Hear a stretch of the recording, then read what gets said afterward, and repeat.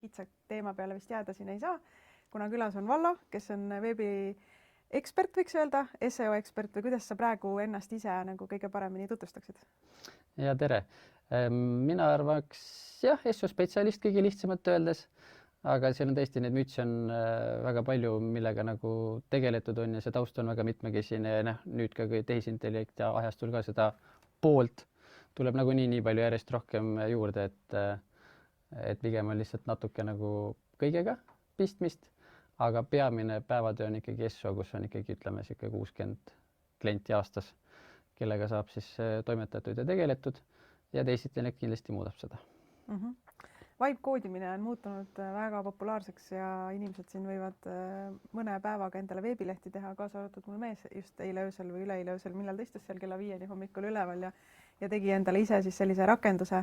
Aga küsimus on see, et kas need vibe kooditud lehed töötavad ka, et mis sinu nägemus on kogu sellest vibe koodimisest, ise endale veebilehtede tegemisest? Siin on nagu mitu aspekti, kindlasti nagu kõikidel asjadel on mitu tahku ja kohati praegu on see esimene vasikavaimastus, kus asjad on uudsed ja ka need programmid on pigem algelised või tänasel päeval ei ole, ütleme, et võib-olla pool aastat tagasi olid veel ikkagi algelised, kus sa said nagu katsetada midagi, vaatasid, kes välja tuleb. Nüüd see on juba pigem möödas, et sa saad juba ka täiesti algajana lihtsa vaevaga tegelikult sellist ütled oma paar lauset kirja ja sa saad mingisuguse tulemuse. Aga lõpuks jääb ikkagi see, et tööriist on nii hea, kui hästi seda kasutada oskad ja seal ikkagi see sisendi andmine ükskõik mis valdkonnas, kui kasulik see leht siis lõpuks tuleb, kas müügi, tekstide, SEO osas, et seal jääb ikkagi see, et sa pead nagu, mida rohkem sa infot annad, seda parema tulemuse sa vastu saad. Üks hästi populaarne tööriist on siis Lovable, mida minu sotsiaalmeedia mullis on juba väga paljud katsetanud, aga ma tean, et tegelikult osade jaoks on see ikka täitsa uus tööriist. Ja seal siis veebilehtede tegemine, et mingi 2 nädalat tagasi vist oli Lovable'i enda andmete kohaselt, et ei tule SEOs välja, sest neil oli teistsugune koodiraamistik seal, mis renderdab siis seda koodi ainult inimese silmale, mitte nendele botidele, kes peaks seda infot sealt kätte saama. Aga nüüd siis ligi 2 nädalat tagasi kuskil nad ütlesid, et muutsid selle koodiraamistiku ära ja nüüd siis ka on botidele see info kätte saadav. Aga kuidas üldse need vibe kooditud lehed nagu otsingus välja tulevad, sest kokkuvõttes, miks me teeme äri on ju veebilehte peamiselt selleks, et inimesed meid üles leiaks? Võib-olla jah, keegi ei ole ka, kuna see teema on pigem ka selles mõttes uus, siis teadlikult ei ole sinna ka neid SEO müügilauseid ja lisavilesid veel nii palju külge pandud, et see pigem niimoodi tuleb ajas. Et praegu on ikkagi see, et sa pead ise väga täpselt sõnastama, ma arvan, et sealt tuleks mingit väärtust. Tulevikus on pigem see, et paar linnukest või ta annab sulle seal mingid kindlad valikud on ju, või mingid väljad, mis ära täita. Ja kui ma siin ka näiteks lehti näiteks vaatasin, siis tegelikult Lovable lehtede puhul oli ka näha, et kui sa vaatad siis seda koodivaadet, mida Google näeb, siis tegelikult Lovable juba ise kirjutab sisse kommentaare, et näed, siin on need Google'i metaväljad, palun muuda hiljem ära, on ju. Ja siin on need väljad, palun muuda need hiljem ära, on ju. Et on näha, et isegi ka ta selles osas juba märkab need asju ja paneb need sinna kirja, aga lõpuks ka SEOs ju töötab see, kus sisu peab ise siis väärtust pakkuma, et see kodulehe sõnum, teenus, pakkumine peab olema kas piisavalt unikaalne või piisavalt siis hästi sõnastatud, et konkurentide hulgast välja paista. Et kas või kui me enda teenustest räägime, kas või lihtne näide kodulehe tegemine on ju, et praegu igaüks võib teha siis kodulehe tegemise teenuse ja Lovable'iga ise lehti juurde treida ja siin ka paar lehte, mis mul näitena lahti ongi täpselt selle peale ehitatud, et Lovable tegin lehe ja nüüd ma pakun siis kodulehe tegemise teenust kohe. Et siis tegelikult kõik räägivad täpselt ühte sedasama juttu, et nüüd ongi see oskus siis turul konkurentsist eristuda võib-olla kõige tähtsam ja olulisem ja seda sa pead siis oma kodulehe sõnumiga tegelikult tegema, mitte välimusega. Nii et kokkuvõttes ikka samad reeglid on ju kehtivad siis nagu kõikide veebilehtede puhul see kasulik sisu ja see, mis siis et inimesi paneb peatuma ja hoidma sind seal veebilehel. Aga nüüd, kui sa mainisid seda source koodi või seda koodi, mis sa näed siis mida robotid näevad on ju, sest nemad ei näe seda, mida inimesed näevad. kas see võib olla ka takistuseks, et seal on sellised nagu fraasid sees, et pane siia metaandmed ja siis ma olen märganud, seal on nagu Lovabel on seal koodi sees kohe näha, et see on Lovabelis tehtud, et kas see ka mõjutab kuidagi seda SEO tulemust? Kõigil Lovabeli lehtedel ei ole näha, aga pooltel ütleme on, mis me ka analüüsin umbes 20 lehte, et seal on tõesti see kirjas. Google ei ole sellest nagu otseselt veel juttu teinud või mingisugust nagu reeglit teinud, aga Google nagunii kunagi ei ütle, mis ta teeb. Nagunii on selline pimedas kobamine, mis puudutab seda, mis töötab ja mis mitte ja isiklik kogemus ja praktika. Et pigem Google ei pea niivõrd või otsingumootorid ei pea niivõrd tegelema nüüd sellega, et Lovabelt või mingit kindlat programmi kuidagi eristada või allapoole lükata, vaid lihtsalt see meeletu info hulk, kus igal ühel on nüüd kang käes ja ta võib teha, mis ta tahab, ette kujutab ja ainult fantaasia eest pead natuke maksma ja kõik saab tehtud, on ju. Et lihtsalt selles info ülekülluses arvatavasti ta peab hakkama nagu mingite rõhuasetust paremini paika panema ja paljuski ta lõpuks ikkagi taandub sellele, et kui sa teed täpselt samamoodi, räägid kõigist samast asjadest, mida kõik teised, siis see ei ole piisav. Okay, ja see on kindlasti teema, et nüüd see sisu loomine või lehtede loomine nagu päevas võid 10 lehte ka teha, et valmis, kui krediiti on 100 lehte ka kasvõi, kui sa paned siin automaatika veel taha. Aga vaataks korraks neid lehti, mida sa ise vaatasid siin Lovabeli, mis peaks olema siis Lovabelis tehtud, et kuidas sa neid nagu hindasid ja mis sa märkasid nende lehtede juures? Ja, paneme ekraani ette, et ma guugeldasin Eestis, mis Lovabelis siin tehtud on, et see info on väikeste trikkidega siis ütleme kättesaadav ja muidu otseselt aru ei saagi. Aga et väga erinäolisi lehti on ja mul on ka üllatusi olnud, et näed, huvitav, et selline leht on nagu, et sellised lehti on tehtud, aga noh, stiili mõttes ka tegelikult see mingid mustrid hakkavad alati kordama, näiteks see footer või lehe jalus, näiteks üldjuhul näeb kõikidel nende lehtedel, mis mul üleval lahti on, näitena suht sarnane näeb kõikidel välja täpselt. Et isegi selle järgi saab juba aru, et on suht sama. Aga SEO mõttes, kui vaadata ka lihtsalt lehte, et siin on tavaliselt siis erinevad SEO tööriistad, millega saab siis vaadata neid Google'i jaoks nii-öelda tähtsaid välja, ehk siis on see Google title, mis tuleb siis Google'i otsingus esimesena välja, siis on see lühikirjeldus ehk description, mis on selle all siis on ju, ja siis Google'il on nagu erinevad väljad veel, et näiteks, et mis keeles see koduleht on, et kas see peamine sisu on eesti keeles ja Google vaatab siis ka lehe pealkirju, et asja mõte on see, et isegi see sisu on nagu on, aga et kui ma ainult vaatan nüüd pealkirju, nagu mul siin praegu ekraani peal on, et kas ma saan aru, millest siis koduleht räägib, ainult seda vaadates, ilma mingisugust visuaali ja muud pilte omamata,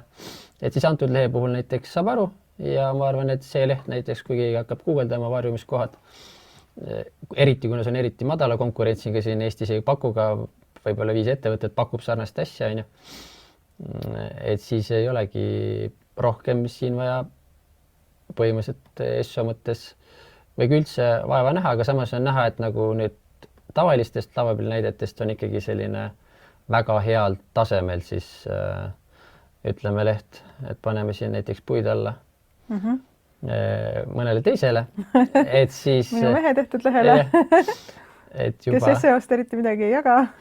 Et noh, samas sellele eesmärk ei ole ka niivõrd eriti Google'is välja tulnud, et see nagu äpp on siin rohkem see, aga isegi kui siin näiteks mitu keelt on ju, ja kui ma ikkagi vajutan keele peale ja aadress siin üleval URL ei muutu, siis see tähendab, et mul ei ole mitut keelt Google'i jaoks või SEO mõttes on ainult üks keel, eesti keel, ja kõik need muud on siin niisama ilusad. Ja teine asi on siis tõesti see, et mõnikord siis Lovabel, kui see on ka ise näiteks EIL ekstra ei anna mingit sisendit, ta võib need kirjutada siin ingliskeelsed Google'is välja tulevad pealkirjad, võib jääda viide, et koduleht on tegelikult inglise keeles, kuigi on hoopis eesti keeles. Piltidel näiteks, et ta paneb siia mingisugused alt-tekstid, ehk see on siin, mille järgi siis Google saab aru, mis pildil on kuvatud.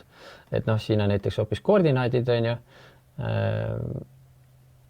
Et pole näimugi, millel nagu, mis pildil toimub. Et seda jällegi ta oskab tegelikult väga ilusti automaatselt ise ära täita sinu eest, kui sa lihtsalt ütled talle, et sa pead oskama öelda, mis sa tahad. Ja siin, noh, põhimõtteliselt ma saan nagu aru tegelikult, millest see koduleht räägib, kui ma ainult nagu selliseid pealkirju vaatan. koordinaadid oligi see point.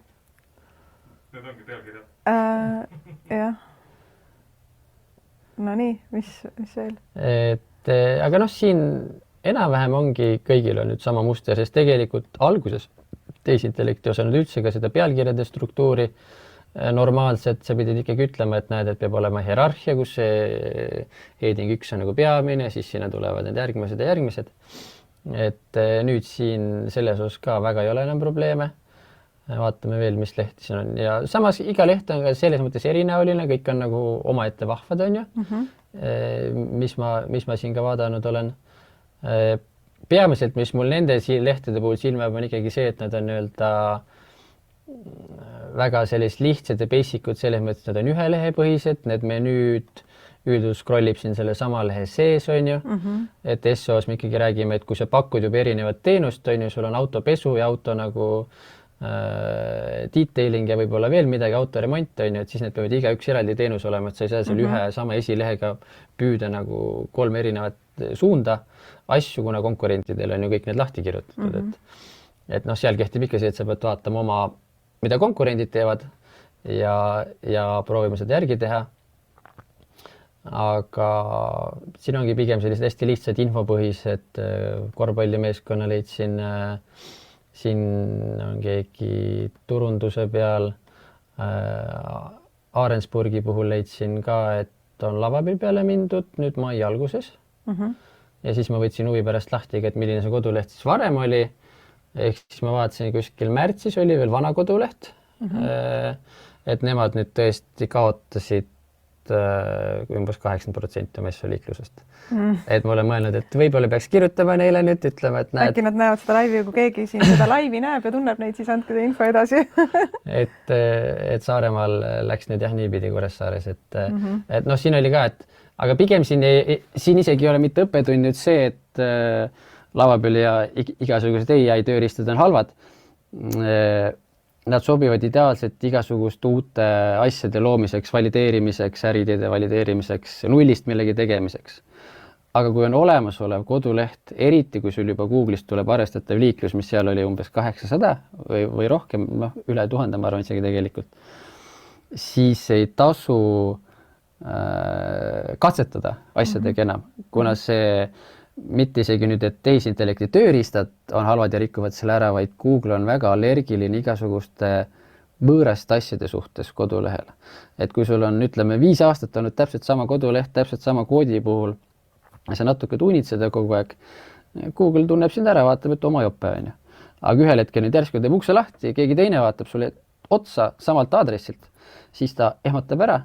Ja võib juhtuda, et see liiklus taastub, kui sul nüüd ütleme, et siin lehel ka kõik need samad menüüelemendid nagu spa-teenused ja restorani osa ja kõik on üks-ühele võrdne, siis ta lõpuks taastub pool aasta peale, 3/4 aasta peale. Aga samas, kui su leht nüüd kuivas kokku, AI on mingid blogipostitusi vanast ajast on vähem, teenuselehed on väiksema sisuga, siis sa kaotasidki kogu selle liikluse, mis sul oli. Et siis pigem nagu olla hästi ettevaatlikud nagu oma olemasolevate projektide kaaperdamise puhul nagu erinevate uute tööriistade ja võimalustega, et pigem tee siis, mis ma ka ise nägin, on see, et näiteks ka mingid reklaamiagentuurid neid loovad siis alamdomeenidena näiteks endale mingid uusi kampaanialeht. Neil oli mingi Facebooki kampaania, ütled, loo mulle kampaanialeht, tuli kohe täis pikk kampaanialeht, on ju, super, saad nagu maandumislehena kasutada ja liiklust peale suunata. Aga et siis ära oma päris nagu peamise sissetuleku allika ja nagu visiitkaardiga riski lihtsalt. Ja see kehtib samamoodi, näiteks lähed mingit vanast koodibaasist Elementorisse või WordPressist kolid kuskile mujale või isegi Wixist WordPressi, mis iganes suunas. See on suht 50-50, et see ei lõppe hästi. Aga mis sa siis praegu ettevõtjatele soovitad, et kui nüüd ikkagi nii lihtne on seda lehte luua, siis mida sa soovitad, et kas siis jättagi kõik ekspertid ja teenusepakkujad kõrvale ja lihtsalt ise minna ja teha need veebilehed valmis vibekoodida? Või mis sinu soovitus on, kui keegi nüüd oletame, et alustab oma äriga ja tahab siis midagi head endale internetti ikkagi luua? Selles mõttes see mudel, kuidas nii internetiturundus tervikuna kui ka kodulehte toimimine on, et selles mõttes see ei muutu. Et see siiamaani oli see mudel siis see, et proovin ise põlve peal jään kuskil maale kinni, mõistuse otsa, siis leian sõbra, kes tegeleb sellega, siis maksan talle natuke raha, vahest läheb hästi, vahest ei lähe hästi, siis võtan juba kellegi kallima. Et nüüd on lihtsalt see, et siis see tehisintellekt teeb juba sinu eest nagu väga palju seda mõttetööd või asju, mida sa ei oska. Seda osa nagu täidab ära väga hästi, aga selle mõttes ikkagi, kui sa tahad nagu päriselt nagu ka, et siia kodulehele praegu nüüd tuleb, et koduleht on lihtsalt see nii-öelda kest, on ju, iseenesest ei tea nagu nii mitte midagi. Et kas sa pead nüüd ise kuskil tänava peal plakatiga lehvitama, et inimesed sinna tuleks, või ikkagi internetiturunduse, muidugi on ka tööriistad olemas, mis sinu just Google Adsi teed, Meta Adsi teeb, pilte loob, sotsiaalmeediasse postitab, on ju. Et need tööriistad on nüüd natuke maas kodulehe tegemise nagu lihtsusest. Aga lõpuks tehisintellekt oskab taas kasutada asju ja ta oskab seda ümardada terve maailma peale põhimõtteliselt. Aga Eesti kultuuris, Eesti kontekstis, Eesti sihtrühmale tegelikult see kohaliku spetsialisti, kui sa teenust ei võta, siis võta vähemalt konsultatsioon. Et sa tead juba kellegi kogemusest tulenevalt, ahah, Tallinnas mul on juuksur, mul on vaja nüüd teha täpselt seda, siis mul läheb nagu võimalikult hästi. Et selles mõttes ei muutu see spetsialistide töö ei kao kuskile, nende eesmärk või roll või ülesanne ei kao kuskile, lihtsalt ka nemad peavad enda tööd võib-olla ümber mõtlema natukene, et millises vormis nad teenust pakuvad, kas ta läheb sinna koolituse konsultatsiooni vormi. Ja teine aspekt, mida kui ma enda töös näen, on see tegelikult, et hakkab juba ka tekkima sihtrühm, kes on allergiline tehisintellekti igas ja muude uuenduste vastu ka, seda on läbi ajaloo olnud ühtemoodi, aga et on ikkagi see, et ma juba vahepeal ka saan kellelegi öelda, et kumba teenust sa soovid, kas sa soovid nagu tehisintellektiga või tehisintellekti vaba, et siis eriti mida kirjumaks ja segasemaks see maailm läheb, siis varsti see tugevus või lööklausega minu puhul saab juba olla, et minu teenused on tehisintellekti vabad. Et sama kui poes keegi vaatab, on nagu gluteenivaba ja laktoosivaba on oluline. Et siis ka internetiturunduses me lõpuks varem-hiljem jõuame nagu ringiga siis algusesse tagasi, et päris inimene kõnetab päris inimest, päris näoga, päris häälega kõige paremini pikas perspektiivis, aga jälle asju algatada, proovida, kõige lihtsam on praegu nende tööriistadega. Väga äge, huvitav vaade on sul. Ja, aga nüüd tulles tagasi korraks veel veebilehtede juurde, et WordPress versus siis vibe-koodimise tööriistad, et kas WordPressis on üldiselt keerulisem, tal on see õpikurv on ikkagi nagu oluliselt suurem kui see, et sa lähed lavapeli ja seal lihtsalt vestlusaknas ütled, mida sa tahad ja kõik võluväel sünnib. Aga mis eelised ja mis üldse arvad WordPressi tulevikust? WordPress on selles mõttes nagu ikka ka Eesti riigi asutused, suuremad organisatsioonid, et neil läheb natuke aega lihtsalt, et uuendustega kaasas käia. Ja WordPressil tuligi nüüd paar päeva tagasi WordPress 7 välja, kus on siis juba tegelikult siis kõikide tehisintellektide API liidestamise aknad põhimõtteliselt olemas ja igaüks saab siis neid kasutada oma nii-öelda pluginate loomiseks. Ehk see tegelikult on siin niisugune paari kuu küsimus, kui enamus pluginates on juba tehisintellekti võimekused olemas, sa saad ise valida. Ja tänase päeva nagu nii, mina juba teen ka WordPressi tööd ka selles mõttes tehisintellektiga, mina kasutan näiteks kursorit, mis on mul siis ühendatud üle REST API, ehk ta teab minu kasutajanime ja parooli ja kui ma ütlengi, et näed, mul on siin Exceli fail, palun mine lae mulle need 400 toodet näiteks üles, on ju, ta teeb seda minu eest. Või ma ütlen, et näed, kuule, mul läks valesti, mine muuda kõikidel, ma ei tea, kuupäev ära või mine muuda see pilt ära, on ju. Et see on ikkagi selles mõttes ka mul juba tänasel päeval ainult chatipõhine. Ja kindlasti ka see kodule tegemine või Elementoril on enda juba need AI-liidestused olemas ja et selles mõttes WordPressi peamine lihtsus või kohati on ta väga keeruline, aga lihtsus on ikkagi see, et on selline raamistik sisu haldamiseks ja see, kui sisu haldamine kui omaette teenus jääb nende tugevuseks alati, isegi kui neid uusi tööriistu, kelle kohta on öeldud, et see nüüd võtab kogu WordPressi töö ära, on ju, ja nüüd siin tapab ära ja kes siin see tuleb praegu üks, kes hästi kõvasti on seda reklaaminud, Webflow. Et lõpuks ma võtad selle Webflow lahti, ma ei saa mitte muhviga aru sellest ja ma näen, et klient ei saa mitte midagi aru ja siis ta maksab ikkagi kellelegi arendajale veel kallimat raha, kui ta oleks WordPressis olemise eest võinuks maksta. Et selles osas WordPressi ei kao ja ka Lovably ja kõiki nende vibe-koodimistööriistade puhul, kus sa teed Next.js-is ja mujal neid kodulehti, sealgi inimesed hakkavad lõpuks taipama, et neil on vaja ikkagi mingit sisuhaldusprogrammi sinna juurde, kus sa saad siis ikkagi klassikalisel viisil sisse tulla, vaadata oma ühe lehe teksti ja vajadusel seda parandada või mingit infot uuendada, sest lõpuks lehe loomine tehisintellektil on hästi kiire, aga hiljem minna seal muuta telefoninumbrit. Tehisintellektil läheb paar kuud mööda, siis ütled, mine muuda telefoninumber ära, siis tal, millest sa räägid? Siis sa hakkad talle uuesti parool otsima, siis sa hakkad talle mingit infot ütlema, ei, see on seal lehe peal, siis ta hoopis läks kuskile mujale, tegi mingi muu lehe katki, mingi pilt kadus vahepeal kuskilt ära, on ju. Et siis lõpuks ikkagi haldamise ja pikeajalisuse mõttes sul peab olema sisuhaldustarkvara, kus sa saad päriselt ise midagi teha ja WordPressi trooni selles osas ei kõiguta, ma arvan, keegi.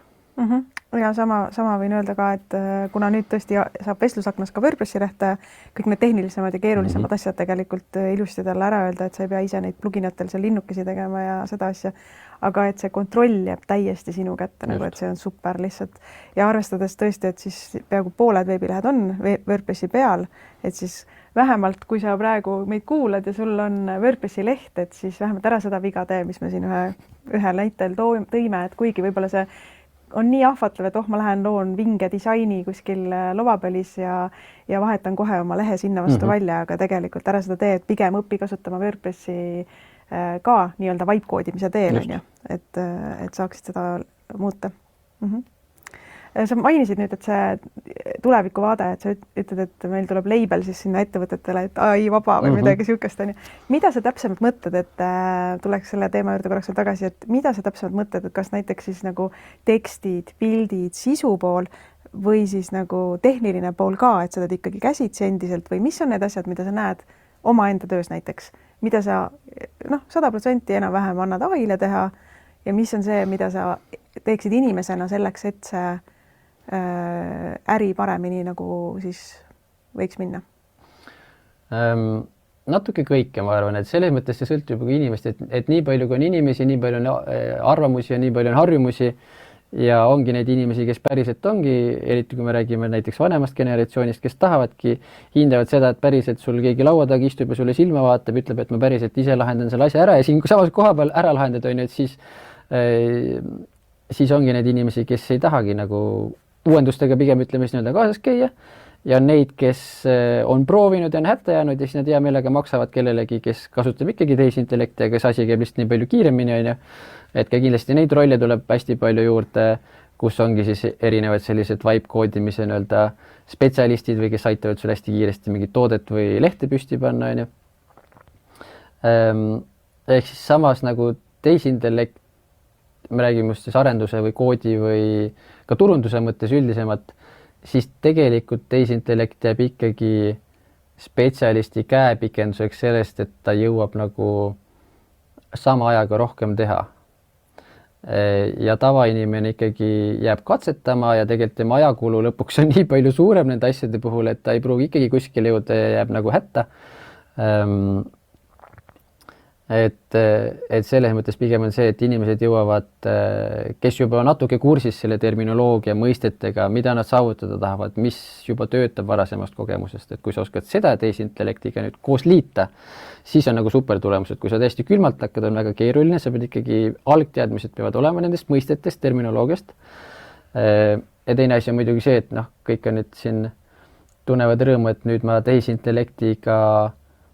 et tehisintellekt teeb nüüd minu eest töö ära, mul on rohkem aega, siis niipidi ta paraku ei ole, et sa